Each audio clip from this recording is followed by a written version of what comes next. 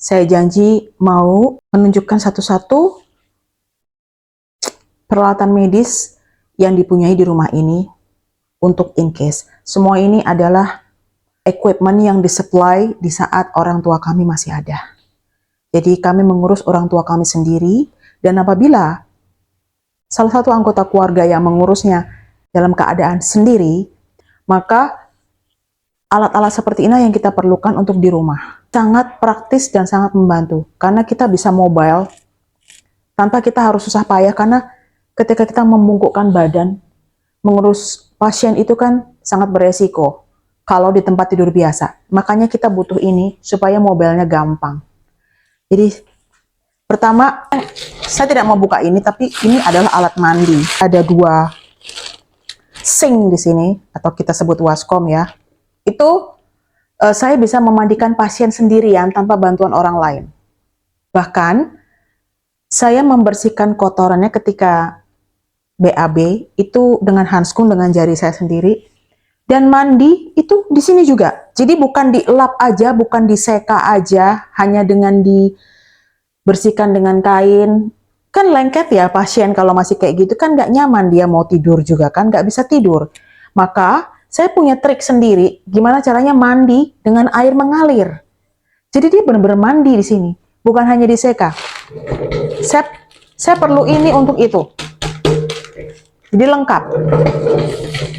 Kemudian bed pasien ya, itu bisa mobile, bisa didorong ke sana kemari. Dan ada bed pasien lagi, satu lagi waktu itu untuk bapak mertua dan ibu mertua dari kakak saya. Ini kebetulan saya sayang dengan ini karena saya mengingat ibu saya. Saya ngurus dia sendirian di sini. Setiap hari bersama saya berdua saja.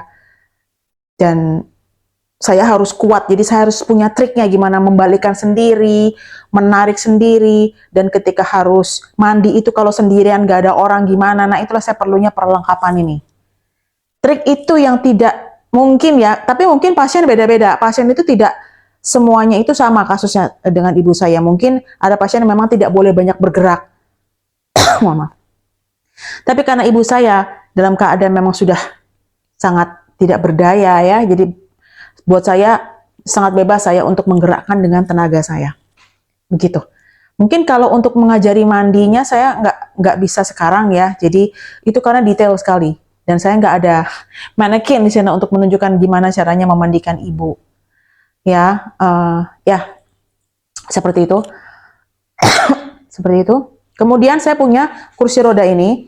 Ini kursi roda yang sangat multifungsi. Ini kursi roda yang bisa untuk kalau kita mendorong pasien atau orang tua kita, ibu-ibu kita, bapak-bapak kita, ini bisa decline, bisa dengan posisi tidur, untuk posisi tidur. Jadi dia bisa dengan sangat nyaman didorong tanpa duduk. Kalau sudah susah duduk kan ya pasien ya, dia harus dengan posisi gimana kalau kita nggak beli perlengkapan yang memang dia bisa keluar, dan saya dalam keadaan sendiri itu harus mendudukkan memposisikan pasien tuh tiduran ya, karena dia nggak bisa duduk, udah susah duduk, dia udah goyang sana goyang sini kan, kalau misalkan pakai kursi roda biasa susah kan gitu.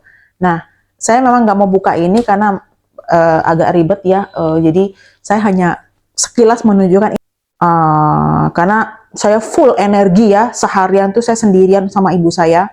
Untuk yang lain-lain saya masih perlu untuk yang lain-lain saya hanya perlu bantuan untuk mencuci pakaian dan segala macam. Jikalau saya dipersilakan sendirian pun saya juga masih bisa melakukannya. Cuman alatnya harus lebih canggih.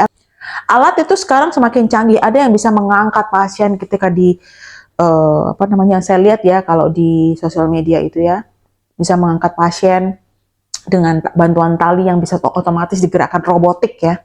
Seperti itu. Kemudian saya masih punya lagi satu kursi roda. Pada saat ibu saya belum benar-benar yang susah sekali untuk duduk ya, sudah tidak bisa lagi duduk dan harus diperbantukan. Ada kursi roda lagi di kamar sana yang kadang-kadang saya pakai duduk-duduk karena nyaman. Jadi itu, saya sangat terbantukan dengan alat-alat ini. Terima kasih untuk kakak-kakak saya.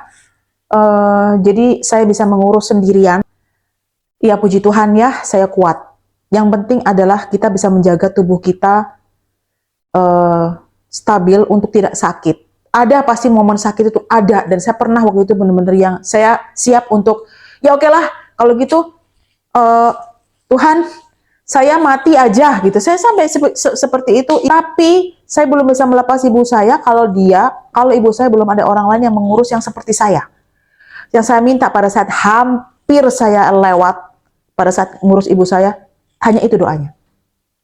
Saya nggak akan lepas ibu saya sebelum saya menemukan orang yang tepat yang bisa menggantikan saya seperti saya mengurus ibu saya. Seperti itu. Artinya, pasien itu bisa hidup dengan enak karena badannya bersih, kesat, nggak lengket. Coba kalau kita cuma seka setiap hari, itu lengket, kasihan, gatal dan luka. Pasien tidak luput dari luka ya, tapi puji Tuhan saya bisa meminimalisir waktu itu luka hanya sekitar sini aja. Di sininya bersih, gak ada luka sama sekali. Itu karena kita mandikan dengan air mengalir. Sebentar, setiap hari. Inuk itu karena kita mandikan pasien setiap hari dengan air mengalir, bukan dielap, bukan cuma diseka. Kursi roda, nah ini kursi roda yang satu lagi. Ya, kursi roda biasa. Nah, ini saya pakai duduk-duduk kadang-kadang enak soalnya. Tidak ada alasan apapun untuk seorang anak, mau itu pria atau wanita, untuk tidak mengurus orang tuanya. Seberantem-berantemnya ibu atau orang tua yang perempuan dengan anak perempuannya, pasti dia akan mencari anak perempuannya kemana saja meskipun anak laki-lakinya jauh lebih disayang. Urus orang tua sendiri. Kita bukan tidak percaya dengan perawat, tapi perlakuannya akan beda. Pasien itu merasa bahwa dia ada di tengah keluarganya yang pertama itu, dan yang kedua, dia rasa aman. Karena apa? Dia tahu siapa yang mengurus anaknya sendiri.